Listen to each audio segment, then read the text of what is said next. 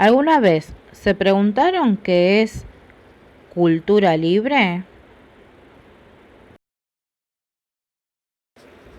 Cultura libre es una corriente de pensamiento que promueve la libertad en la distribución de trabajos creativos, como por ejemplo esta pintura, que se encuentra en internet y en otros medios. En internet podemos encontrar los siguientes elementos culturales. Por ejemplo, un libro, una película, música, entre otros.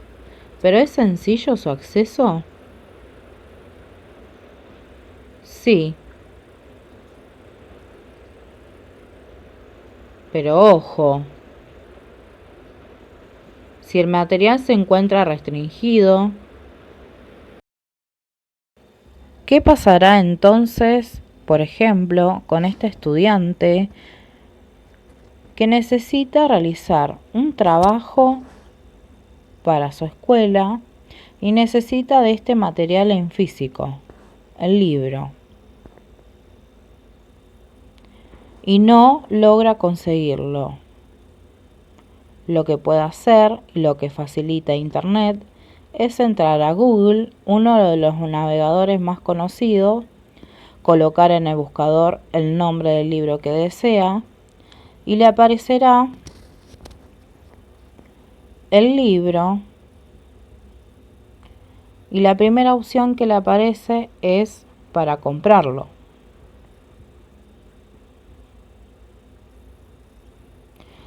Además, hay otra manera de encontrarlo, en formato PDF, donde puede ingresar sin problemas. Esto lo permite el copyleft,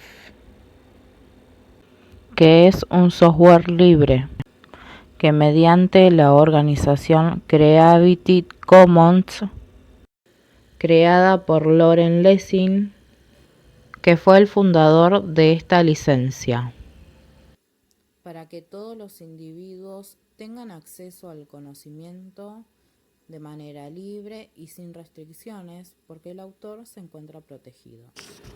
Para entender más sobre cultura libre, Inés Guzmán es diseñadora gráfica y nos va a ampliar el panorama a través de una investigación informática que hizo sobre cultura libre. Y nos cuenta cómo empezó a utilizarlo y los recursos digitales que podemos encontrar en cultura libre. Entornos, yo de pronto comencé a preguntarme si se podía crear de alguna u otra manera, si se podía crear de otra manera estos objetos culturales o estas obras. Y pues bueno, en esa búsqueda me encontré también con algunas reflexiones, y una de ellas es esta reflexión al respecto del autor, que muy probablemente ustedes ya han hablado de ello en este curso, y si no, pues me parece fundamental que se debata en el aula o en cualquier entorno digital y virtual, que tiene que ver con la noción del autor o de la autoría, de qué es esto del autor y la autora. A mí me parece que venimos arrastrando una idea muy del siglo XVIII, también del siglo XIX, que el autor es algo muy parecido a Dios, ¿no? Hay como una idea de que la autoría es única, que solo una persona puede crear, que es un ser tocado por dioses o por diosas y que le dan el don de la creación, ¿no? Esta idea que venimos arrastrando, como les decía, ha hecho que se hagan muchas leyes en torno a la protección de este tipo de personajes. Esto quiere decir que esto muy probablemente se debe a que como se crea, se tiene esta creencia de que son seres únicos, que solo ellos pueden crear, pues hay que protegerlos, ¿no? Hay que proteger su obra para evitar que sea robada, para evitar que las personas usurpen de ella o se beneficien sin que el autor lo haga, ¿no? Sin embargo, estas ideas, yo les decía que pues son muy dignas de reflexionarse, porque con la llegada de Internet y también con la nueva materialidad de los objetos culturales digitales, que de alguna u otra manera pierden su objetivación, es decir, dejan de ser objetos físicos para convertirse en objetos digitales que circulan de manera más rápida y más libre en el entorno digital gracias a Internet como medio para la difusión. Pues bueno, esta forma de compartir y de distribuir y de materialidad del objeto cultural cambia por completo la percepción y la manera en cómo se distribuye. De tal suerte que comenzamos a darnos cuenta que no hay un solo autor o que no hay una sola persona que pueda crear o generar obras, sino que los medios de producción pues son un poquito más asequibles, la gente puede generar diseños, se sacan fotografías, se generan posts, y de pronto muchas y cada vez más personas nos convertimos en autores. Y no porque sea nuevo, no es algo que esté pasando particularmente o exclusivamente con la llegada de Internet, sino que Internet lo único que nos permitió fue verlo de manera más rápida y más transparente frente a nosotros. Bueno, en realidad esto se ha venido generando desde también el inicio de la humanidad, y es que la obra de arte, el objeto, la cultura no es propia de una persona, de la misma manera en la que los inventos no vienen de una sola persona. La cultura es creada a partir de una comunidad, a partir de muchos y muchas. De hecho, nosotros mismos, si nos ponemos a pensar en ello, somos una copia también, ¿no? Una copia no solo de nuestro padre y de nuestra madre, sino también de nuestros abuelos, de nuestra familia, de nuestra comunidad. De tal suerte que una de las primeras cosas que podemos reflexionar para problematizar la creación cultural, la creación artística en la cultura libre, es la noción de autor. En este sentido, estas problemáticas pues, bueno, nos han llevado a una reflexión vinculada con una actitud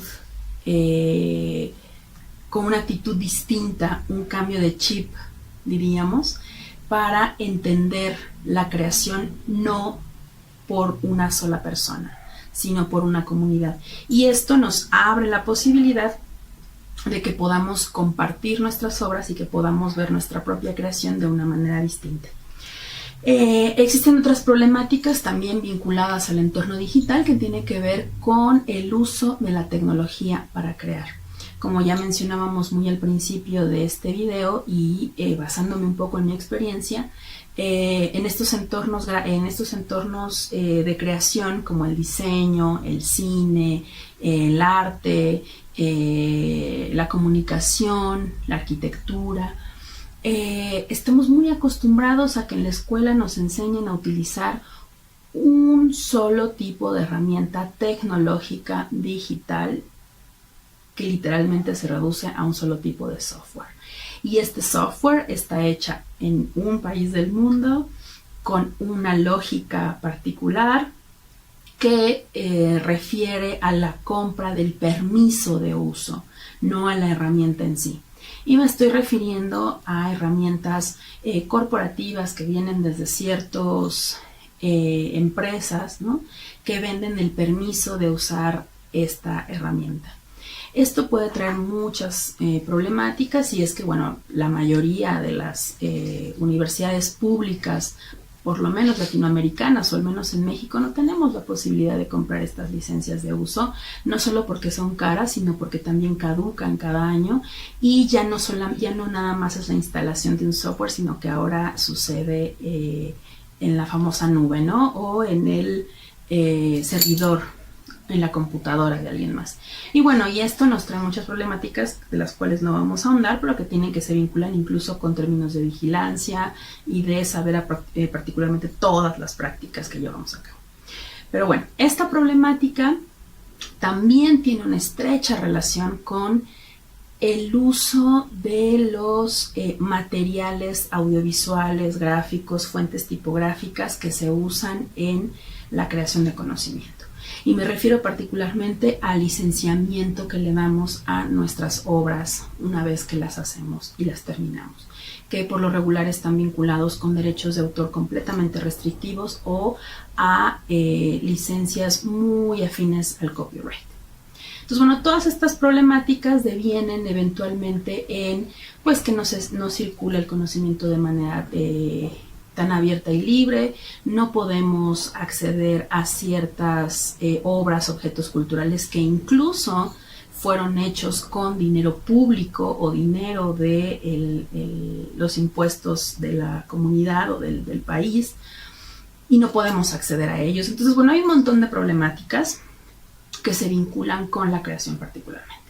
Pero bueno, en este sentido, hay algunas alternativas vinculadas hay algunas propuestas en las que nos podemos basar para empezar a hablar de otras posibilidades. Una de ellas, ante estas tres problemáticas que rápidamente resumiré, es la noción del autor, el uso de software privativo, software que requiere licencia, y el uso de licencias completamente restrictivas. Ante esto, ha habido otras prácticas que se han documentado en muchas partes del mundo que procuran o promueven una solución para alguno de estos tres problemas. La primera de ellas es el cambio de actitud, lo que les mencionaba hace un minuto. Hay autoras ya en Argentina como Bianca Rasiope y Lila Pagola que hablan de una actitud copyleft. ¿Y qué quiere decir esto? Que es pensar desde el autor, desde la autora, en que nuestra obra no es única e irrepetible y que no somos individuos que crean, sino somos parte de una colectividad. Y en ese sentido nuestro chip cambia y hay una actitud más colaborativa como creadores que podrían permitir incluso liberar eventualmente la obra. En el segundo sentido, al uso de tecnología privativa o cerrada que no nos permite ver nuestra obra, la alternativa a esto, o al menos algo que yo he utilizado y que me ha acercado mucho a los temas de cultura libre, es el uso de software libre. El software libre es un software que tiene una particularidad muy, muy, muy especial, que es el hecho de poder ver el código con el que está hecho. ¿Y qué quiere decir? Es ver la receta de cocina, ver las instrucciones con las que está hecho este programa. Y aunque nosotros no seamos lectores de código o no tengamos estas habilidades, no ser programadores, tenemos la posibilidad de llamar a un programador o establecer una comunicación incluso con los programadores de este software para poder escrutinarlo, ver cómo fue hecho, estudiarlo, modificarlo, pero también distribuir mejoras, cosa que está completamente prohibido con el uso del software privativo, que es un software comercial que se usa de manera muy habitual en los entornos creativos. De tal suerte que el software libre nos puede dar la posibilidad de crear con una herramienta abierta, confiable, que está dentro de un círculo de confianza, pues conocemos cómo fue hecha. En este sentido, de manera muy personal, les comparto el software que he utilizado desde hace 10 años. Yo ya no uso Mac, Windows, ni Photoshop, ni Illustrator, ni ninguna de estas herramientas de Adobe. Yo utilizo Inkscape, que es un software para la edición de vectores. Utilizo GIMP, que es un software para la edición de mapa de bits.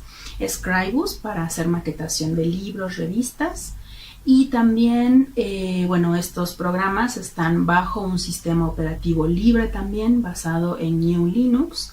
En su momento utilicé Ubuntu para empezar y hoy día utilizo el sistema operativo Debian. Y bueno, el uso de esas herramientas, la práctica y la reflexión de estas prácticas me han llevado también a otro tipo de distribución de las obras que se vinculan mucho a los licenciamientos.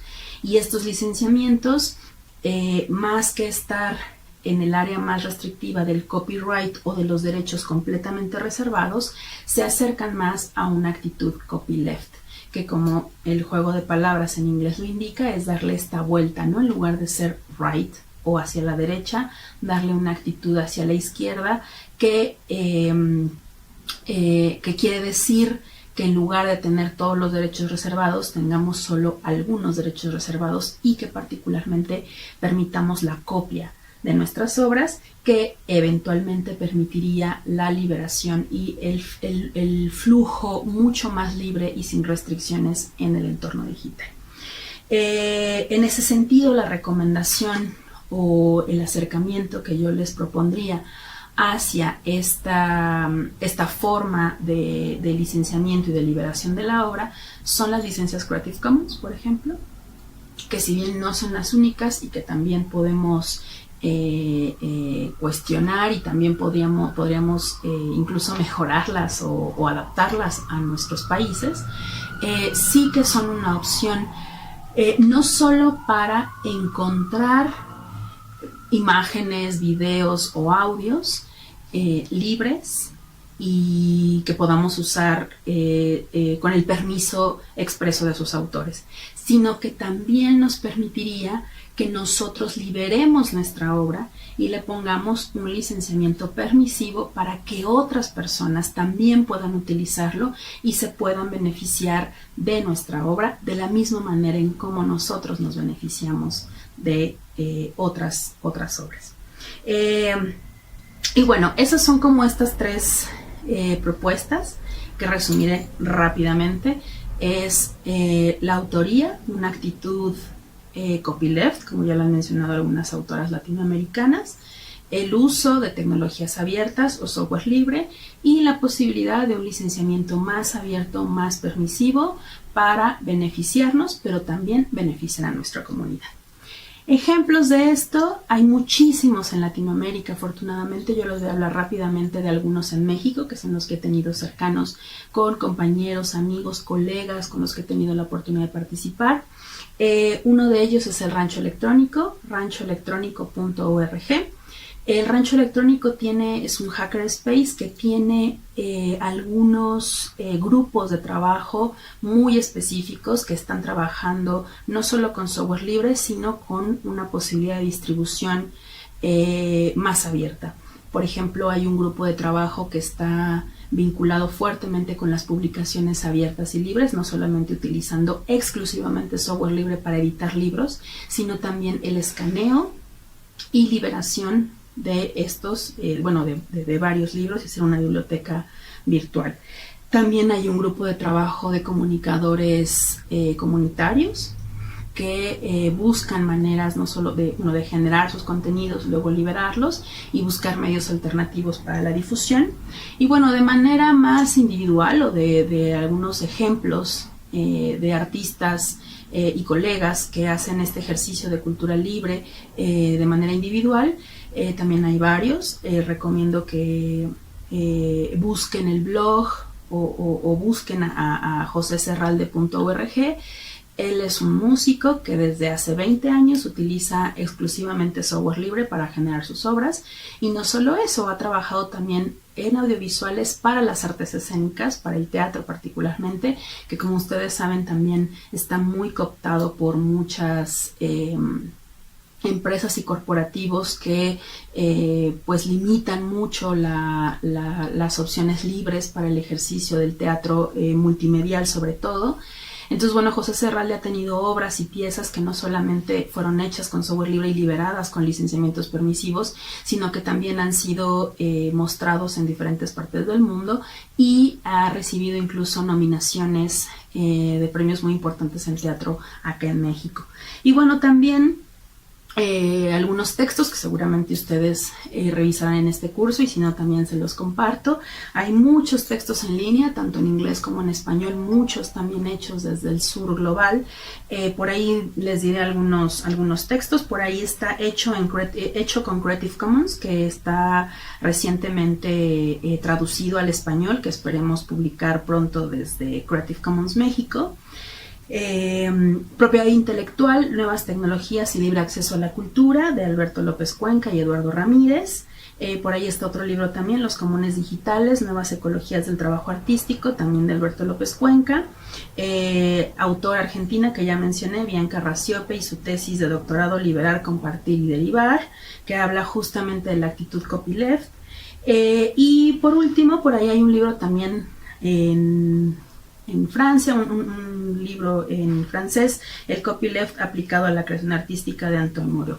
Y bueno, así como estos hay muchísimos otros ejemplos y yo les invitaría no solamente a revisar estos ejemplos, sino a hacer los suyos propios, ¿no? Liberemos nuestras obras. Si ustedes se dedican a la creación artística, no solamente vayamos a crear, sino también liberemos y beneficiémonos en comunidad. Y pues bueno, les agradezco mucho su atención y pues nos veremos pronto. Muchas gracias.